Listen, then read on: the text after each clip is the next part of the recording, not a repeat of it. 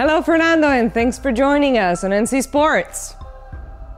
Hi, Mia. How are you doing? I'm happy to be with you guys and excited to be talking a little bit about surfing and what's going on in the world today.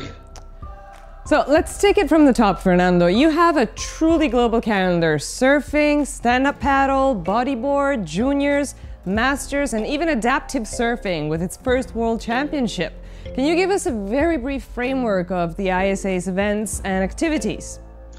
Yeah, for me, surfing it comes from the English word, which means surf, and surf in English means wave. So basically, surfing is not just what you do on a shortboard or even on a longboard. Surfing is anything that you do on the waves, or in some cases, what you do with wave riding equipment on the flat. If you are in a paddling on a surfboard on a race, that's part of the ISA. So the sports that and the disciplines that we like to help promote around the world is very diverse. And of course, surfing is probably the most democratic sport. Basically, the oceans of the world are free for every person. And once you are in the ocean, it doesn't matter if you're old or young, rich, poor, black, white, girl, boy, man, old woman, it doesn't matter. It's for everybody. So for me, every year I look around and I see what are we missing? What can we do to get more people excited about surfing? There is a truly global imprint on the ISA. Strong nations like Australia and the US and Hawaii are now facing new contenders from Brazil, France, Everywhere. and a few others. I mean, from your vantage point, yeah, what does that say about surfing's development? I think it's you can go back and maybe like 100 years ago, and when the Duke went to Australia to surf for the first time, and basically there were maybe 20-30 surfers in the world. The sport almost disappeared in Hawaii because the missionaries didn't like all these Hawaiian guys surfing, riding waves naked. It wasn't really the way they view a good life or a civilized life. But by the early 20th century, surfing was almost gone. And through the Duke and many other ones that follow on his path, the sport became expanded around the world. For me, it's very, very special. And I think the camaraderie, the team spirit that happens at ISA events is unlike anything in the world. In the Pro Tour, you are basically on your own. I mean, you have friends, but you're surfing for yourself. If you lose, you lose, and if you win, you win. When you're surfing at an ISA event, if you lose, your team didn't lose yet. And if you win, you are just adding points to your team. So it's actually very, very special and creates a camaraderie and a feeling in which friendships that start at the ISA level remain for the rest of their lives. With Martin Pollard, Tom Curran, CJ Howgood, and Jordy Smith, and of course, all the younger guys. I mean, Julian and Jeremy, and Gabriel, all of those are guys that I put the gold medal on their necks. And for me, it's very, very exciting.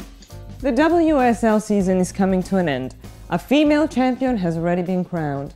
It has been a great 2015 season, but for some, as surfing goes mainstream, it is also losing some of its soul to commercial interests. Do you agree? Yeah, well, Mia, I think it's a very good question. I don't believe in that. I believe that the value or the feeling, the spiritual, physical and spiritual, emotional experience of getting in the water, it doesn't change at all because one surfer is making $3 million a year by some big company. Some people that might complain about that are they're so-called purists. They say, oh, it's not what it used to be. But they can say that about anything. Food is not what it used to be. Wine is not what it used to be. People think that every pastime was better. I don't know. It's a pride. Every time I see surfers, professional surfers that went through the ISA, that means the ISA is just one path in their career. Carissa, she said, I think she served for 5 years. Courtney, she served for 7 years in ISA events, including, in both cases, they win gold medals. It's so special. And every time I see them, we give each other a big hug. And I have the same relationship with most professional surfers, both male and female, because all of them have gone, not just as juniors, many of them surfed and won ISA gold medals even after they started their pro career, just like Leo Messi continues to play for Argentina after being the star of Barcelona. For me, the experience of surfing doesn't change because there is 1 million surfers in the world or 100 million surfers in the world, or because there are guys that are making millions of dollars as professional surfers in the WSL tour. That doesn't change. I mean, I go to the ocean and the moment I feel the water coming over my head and I go under one wave, it's like, yes, I am where I need to be. The ISA's Olympic quest is now in its third decade. An array of hope is on the horizon with Tokyo 2020. Most of the media have announced this as a done deal, but what are the real prospects at this point? At the end of 2014, there were a lot of changes in the IOC, the Agenda 2020, and one of the changes was how to make the program, which is the sports included in the games, more universal, or including sports that are also favorite sports of the youth. And that's how we were able to make a presentation along with another 25 sports, a total of 26 sports, made a presentation to Tokyo. And then we went to Tokyo in August, and 8 sports, the short list, and out of those 8 sports, 5 sports were agreed that were the most desirable sports, and that included surfing.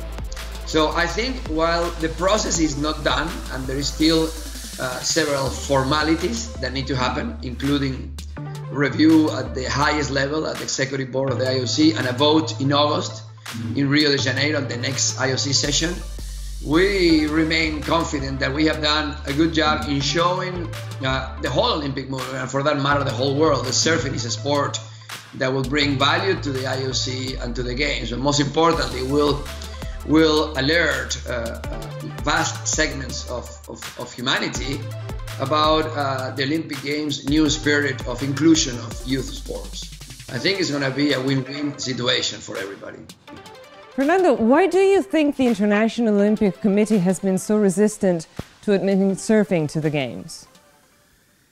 Well, certainly it has much more following than many other Olympic sports. Yeah, I think it's it's hard to, people ask me all the time, Fernando, why not earlier? I says, I'm not sure why.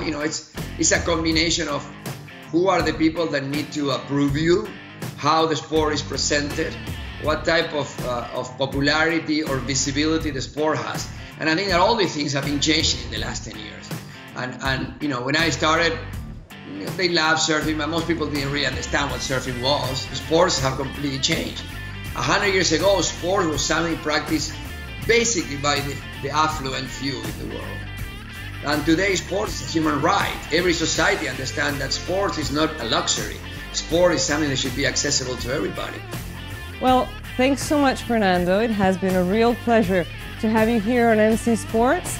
It's goodbye for now, but let's try and catch up early next year for the beginning of the ISA season.